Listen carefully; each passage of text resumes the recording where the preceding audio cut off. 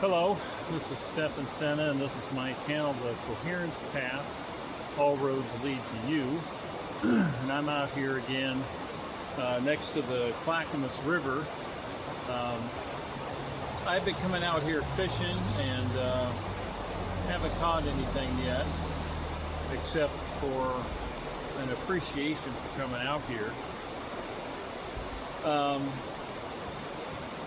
But I've been coming out here fishing and then just sharing some thoughts with whoever wants to listen to them or consider them.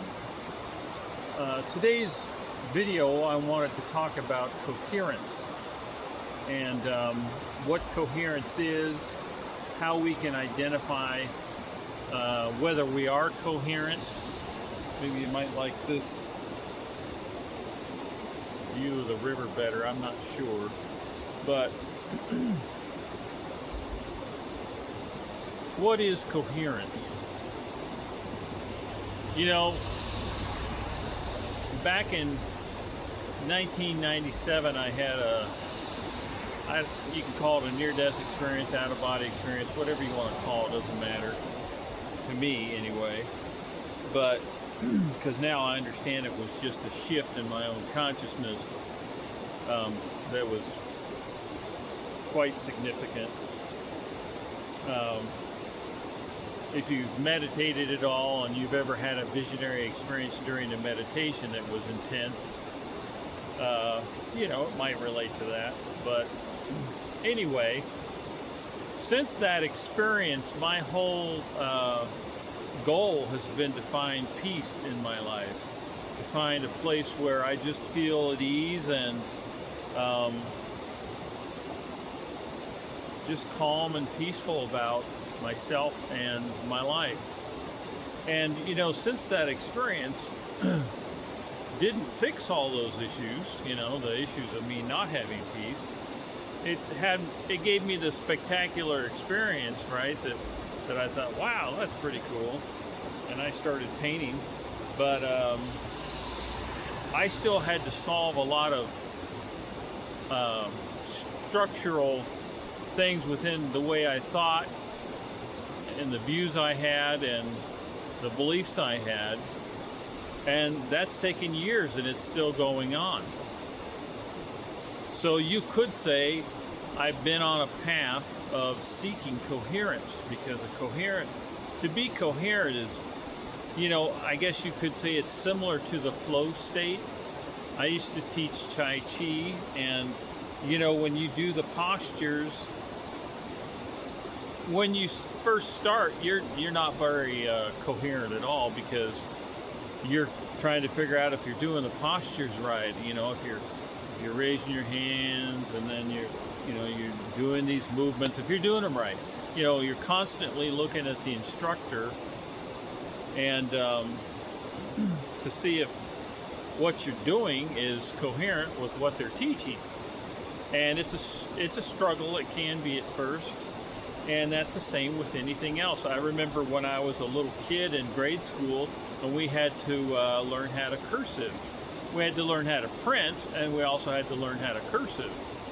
And the printing part wasn't too bad. Now, I wasn't a very good example of somebody who could draw straight lines, but you know, I could make the A shape and the B shape, but when it came to the whole cursive thing, it was a whole completely different experience, and it was quite the struggle to become good at that.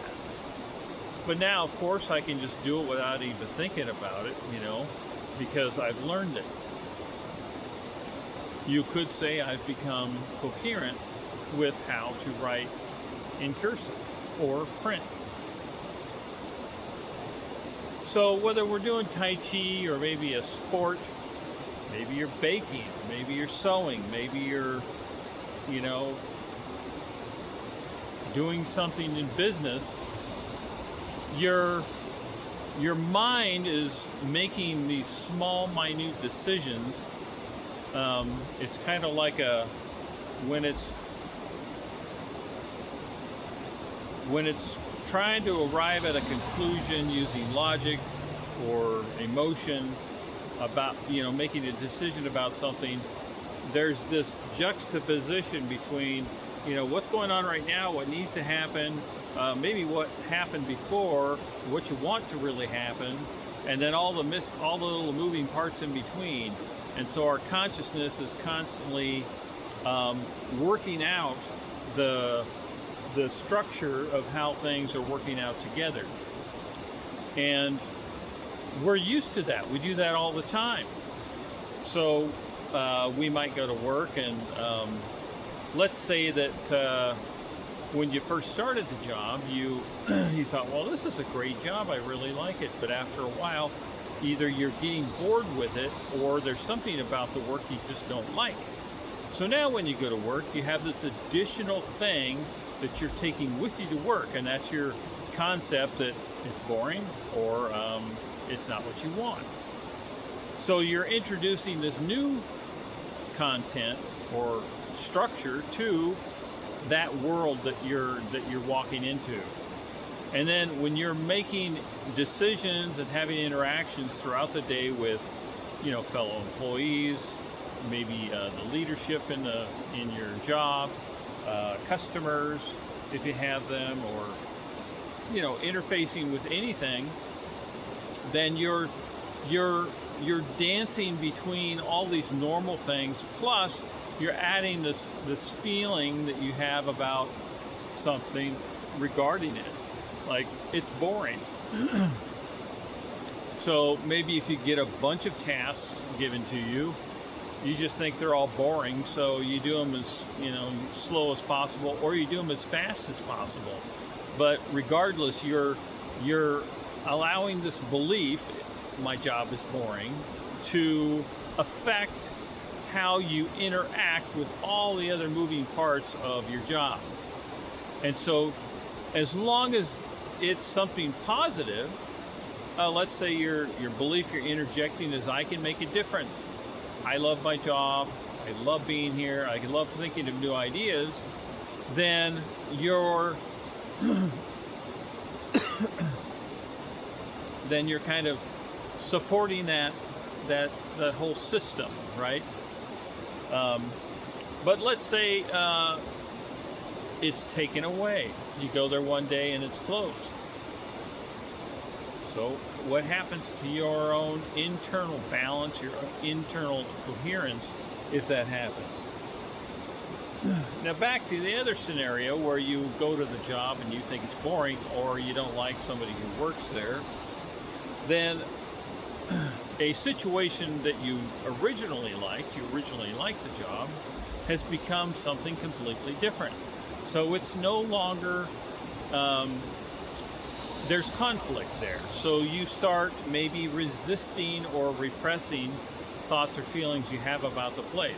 It may be legitimate that you just have grown beyond it, but what do you do instead of nurturing a negative attitude towards the job you're at? What could you do to move more into coherence with your own identity as an individual? If you've grown out of it, maybe you start looking for a new challenge. But as long as you stay out of balance, or as long as you stay in the arena of that job, with something you don't like about it, then you're out of balance.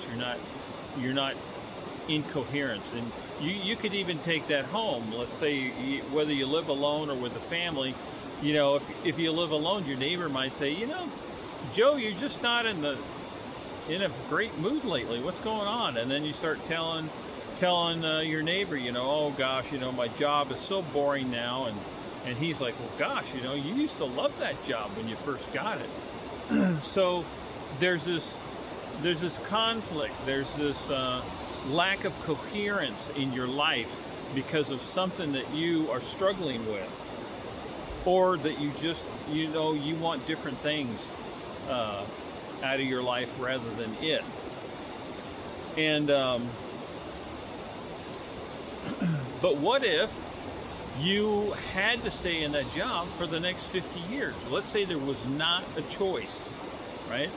So we as humans are used to either repressing things or reacting to things.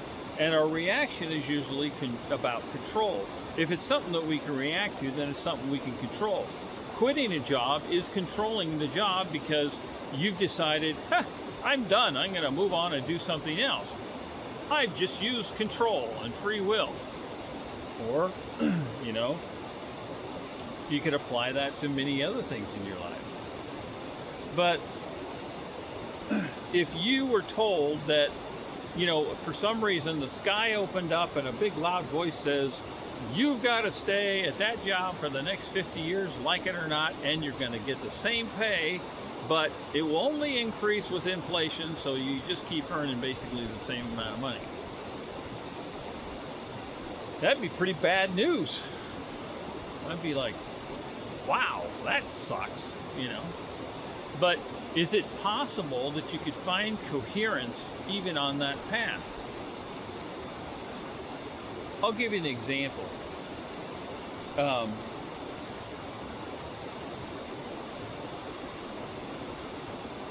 About probably, trying to think, maybe 10 years ago, you know, I didn't really want to do carpentry anymore. Oh, there goes a big raven. Anyway, I didn't want to do carpentry anymore. It just wasn't, you know, I just didn't want to do it anymore. But I knew that I wanted to focus on my own consciousness and growing my own consciousness. And so, you know, I just kept doing it.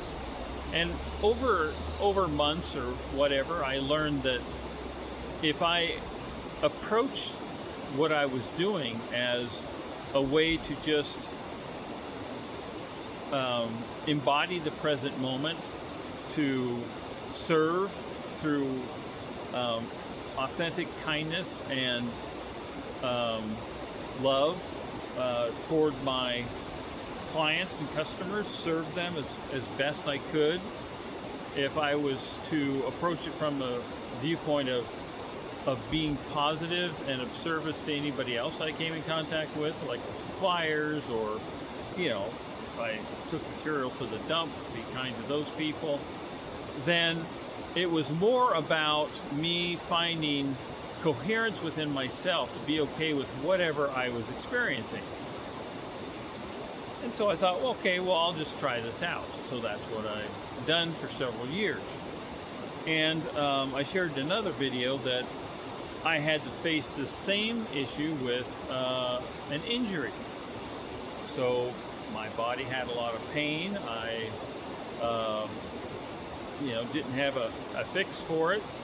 And so I had to become in coherence with the fact that even though I was receiving signals, you know, from my body about pain, I was not repressing them. I was just saying, hello, pain, I hear you. I appreciate you showing up, telling me that this is something that, you know, is concerning to you, and there's something that I need to do as best I can to help my body heal. Just accepting in the present moment what was going on with my body. Now, as long as I could do that, then there were times that I couldn't because the pain was intense. I could just exist in coherence. I could have severe pain going on in my body, but yet be okay with just being here, present, coherent. It is, you know, as they say, it is what it is. But accepting the reality of what was going on. And when I, you know, maybe met the end of a month when I didn't have much money, I reflected back on my carpentry job and thought, well, you know, that's what's going on. Those are decisions that I've made, and those decisions, based on certain limitations, are resulting in the experience that I'm having. Now, I could have made different decisions and changed my reality. Um, but whether I did or not, the main point I'm trying to get at is that when we're out of coherence,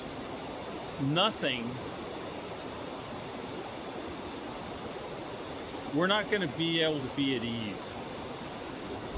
You know, if we're out of coherence with ourselves, it doesn't matter if we had, $50 million in the bank.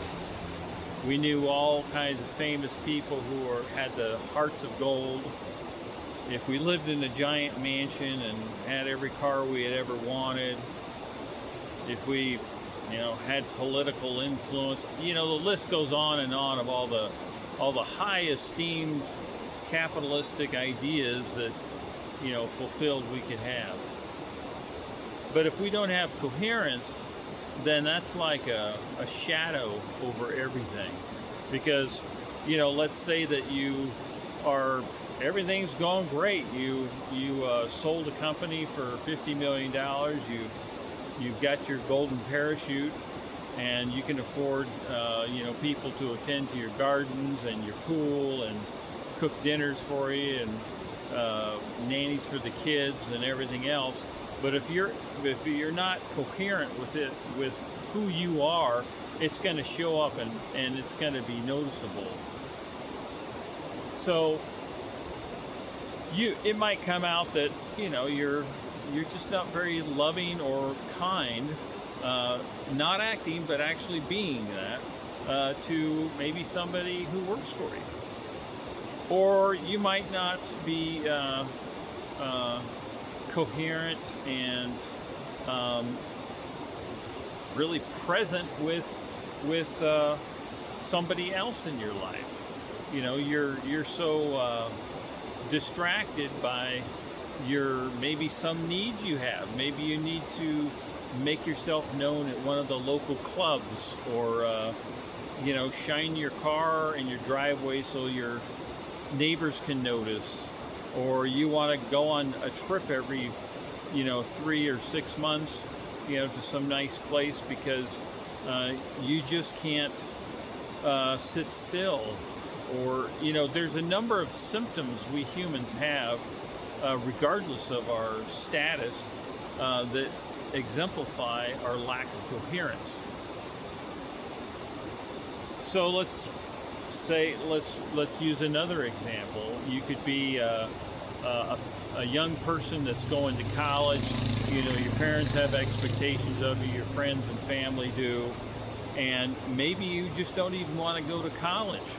You just think it's a big waste of time. But let's say that either the federal government, FAFSA, or your parents are paying for the whole thing and it's free, so why not go? But you just think it's a waste of time and you don't want to do it. And so you don't pay attention to class, you don't get good grades, and then that affects your relationship with your parents, and your friends start to look at you like, what, are you not, smart enough, or why aren't you interested, And so that lack of coherence affects all kinds of relationships. But let's say you're a loner. Let's say you live out in a cabin in the woods in the middle of Alaska and you live off the land. You gather your water either from a well you dug yourself or from the river that at times you have to sanitize or whatever. You hunt for animals for your food, you plant some food, and you subsist all by yourself out in the woods. And gosh, most of society would probably just assume that you're the most peaceful person that there is because you live in nature. And maybe when people come to see you, that's all they see because you're good at acting, you're good at putting on a face, and they come out to see, you're just boast, oh yeah, I just got myself a bull elk, and I caught some salmon down at the river, and I'm giving some of my food away to these locals, and they just think, well, you're just completely at peace and in perfect alignment with nature. You got it all figured out. But It may be that you spend all your time in your cabin and while you're hunting and fishing and doing cutting wood and whatever else you're doing, you spend the whole time remembering, things that happened to you, having memories of things that just haunt you, things that either happened to you or that you did, or things that you presumed must have happened or did, or was thought or said or whatever when you weren't there. Who knows? Because our imagination can make up all kinds of stuff. Or, maybe you're out there and something that bothers you is just one little thing. Maybe you, at some point during a hard winter, even though you lived a complete peace and ease in this natural environment, and you are the ideal mountain person who has it all figured out, and you love your peace and quiet, but one winter it got really, really cold, and you got frostbite on your foot, and you lost your big toe. And ever since you lost that big toe, it's just bothered you ever since. And even though you live out in the middle of the woods in your own cabin, you harvest your own food, and you live in balance with nature, and everybody loves you because you come over and share your meat, and you share stories and stuff. But when everybody's gone, and the curtains can close on the act, when you're alone, you're just always irritated and mad and upset because your toe hurts. And so when you're cutting wood, it bothers you to heck, and you get mad and might throw the axe, or you go out hunting for something, and you're a brilliant marksman, but you only go out there to hunt when you actually have to because your toe hurts, and so it bothers you, and you just can't come to grips with living with the pain. So it could be something seemingly small like that can throw our coherence completely out of whack. And I know because I've dealt with this my whole entire life, and I would presume that everybody else has too, because none of us escape being a human and experience human things while we're here, because we're here to grow up, we're here to find coherence, we're here. And this is the simplest method that I've found to find coherence.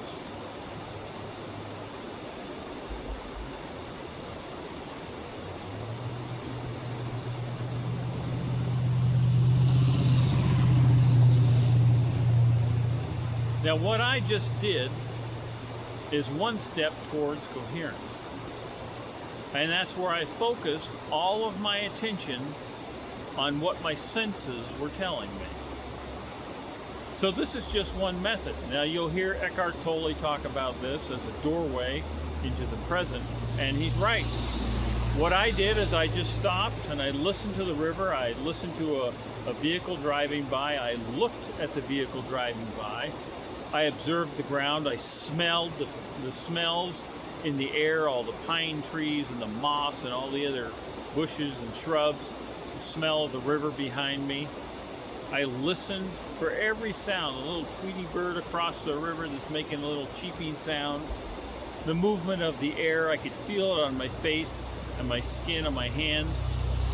And so I instantly went into the present moment, and that brought me into coherence, at least in that moment, to exist in a place of stillness.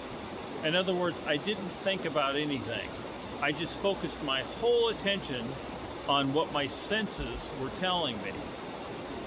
Now, all of us are face the same challenge, and that is, whatever our senses are telling us isn't enough. We want to think about our job, our friends, our family, our challenges, our ideas, creative projects we want to do. We want to think about problems that are maybe a business, or policies in a company, or we want to think about the relatives coming over or not coming over. We want to think about the power hierarchy of relationships. We're always constantly thinking about all this kind of stuff. And that keeps our ego busy, because our ego just wants to control things. So that tells me, if I assume that the ego wants to control things, that if I am okay with losing control, that must be a path to finding coherence. In other words, if I don't like my job, I don't like, something going on in a relationship, I don't like the fact the dishes were left out, I don't like the fact that my car may be low on gas, I don't like, whatever it is, whatever is bothering me, if I am okay with not trying to control it, then I just made it powerless. It doesn't matter if the dishes aren't done. I could care less. It doesn't matter where I stand within the hierarchy of different relationships. It doesn't matter. Because I'm not going to try to control it. Coherence teaches us to not try to control things, to live more in the present, to live with being okay with how things are presenting themselves, because truthfully, we can't control anything anyway.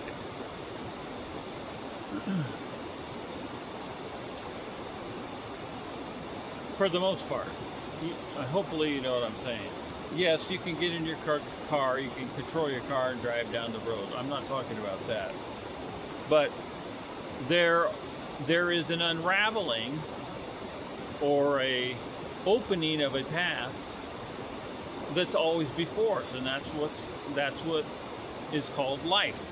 And coherence allows us to recognize that part of coherence is recognizing that we get to make choices, that we have free will, and that we can make choices.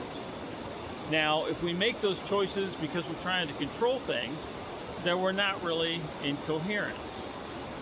Then we're in resistance or repression.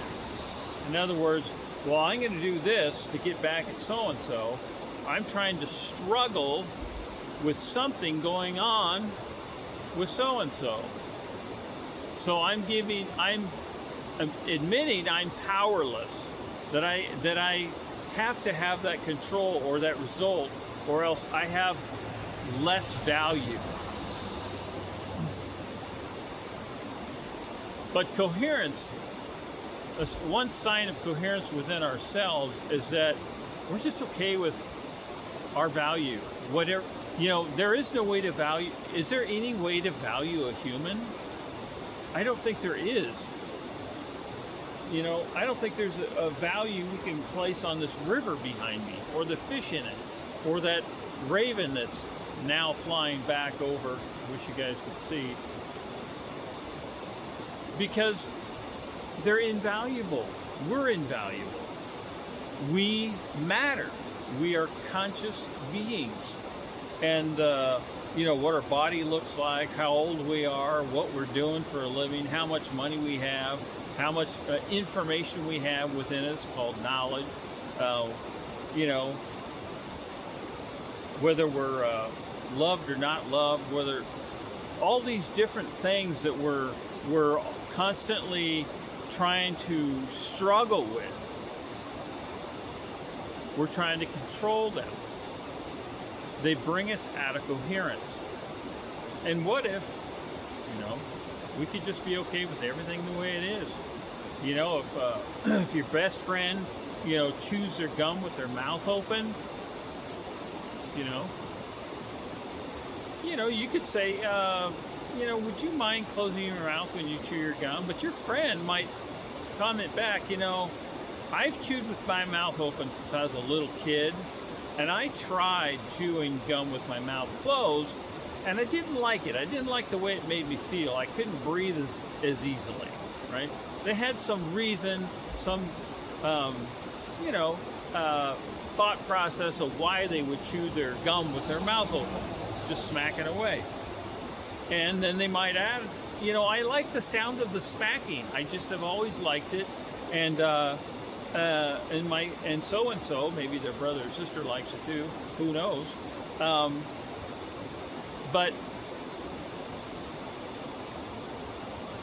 so it's funny what I'm talking about, but so when we try to control things, we're wrestling, we're resisting, we're trying to just change something so that we can be happier, so that we can be more at peace. Because if our world completely reflects everything we want, then everything should be okay, right?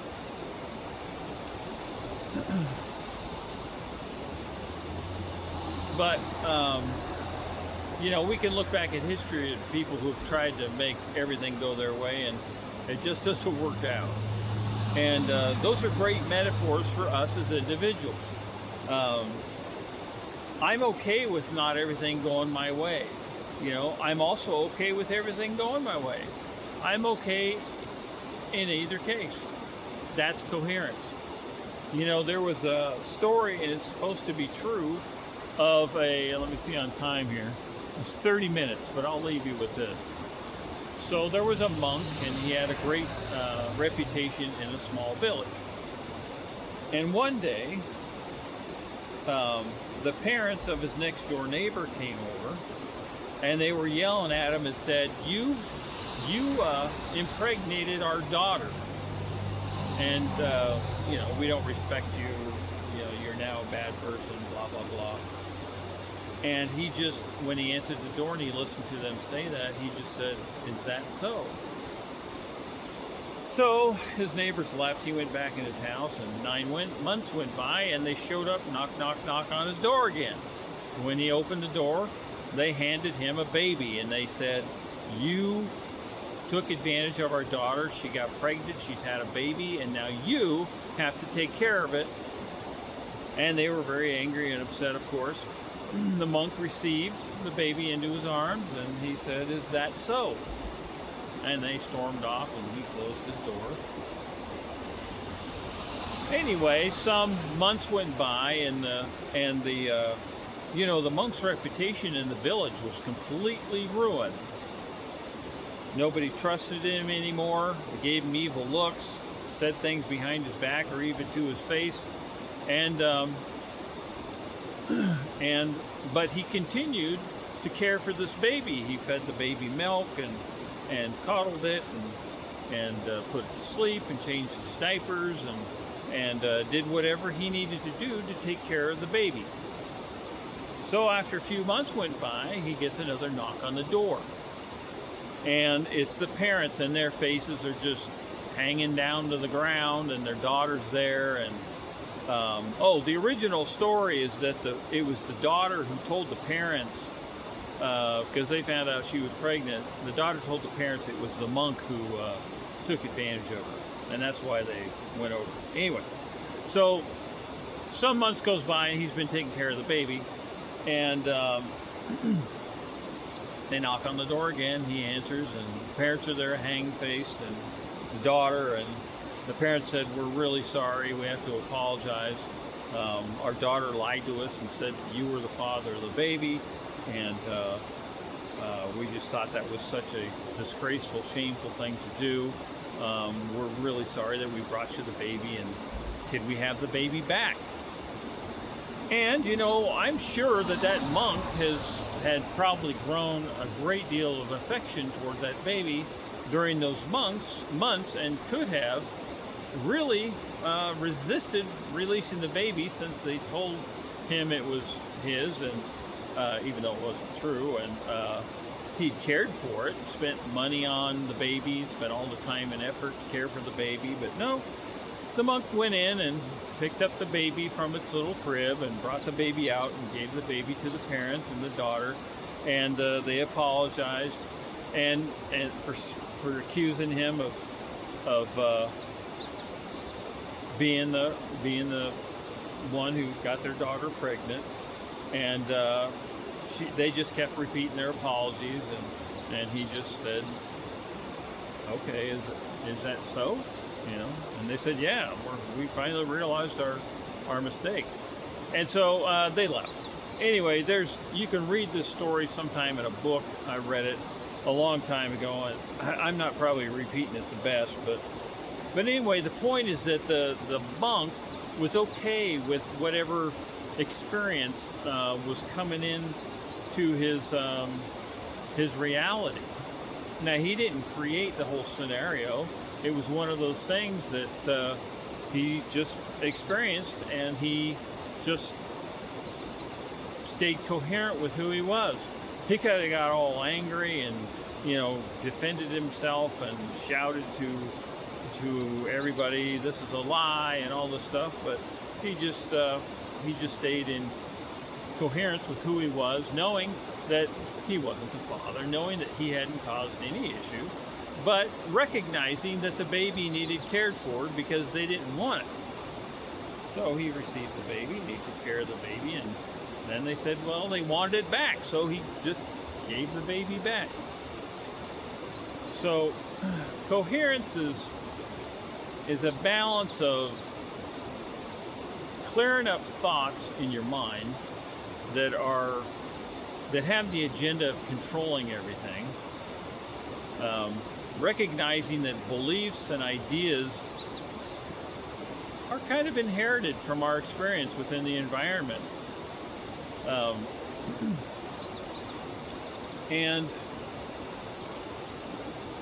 that once we clear our minds and we allow ourselves the ability to step into the present moment, it can bring us into a space of just coherence within ourselves in the moment. So, clearing up what we're thinking, examining and understanding the belief systems that guide our lives, using our senses to step into the present moment, which allows us to let go of that engine of control, and that allows us to have space within ourselves where we can actually hear that small inner intuitive voice within ourselves. And so as we choose in the moment out of coherence, we might choose, well, my friend chooses gum with his mouth open. Is it possible within this moment for me to just be okay with that? To just let that be. Like, I'm okay with all this noise of the river behind me. I'm not trying to struggle against it because it's classified as a natural, pleasant noise. But if I had grown up in a universe where somebody chewing their gum really loud, smacking real loud, was just as natural as hearing a river, I wouldn't even think twice about this person smacking their gum, right? It would never even occur to me. But I grew up in a world and a society where, well, that's frowned on. You don't go to a restaurant and chew your food with your mouth open. Now, here's some people behind me that are rafting down the river.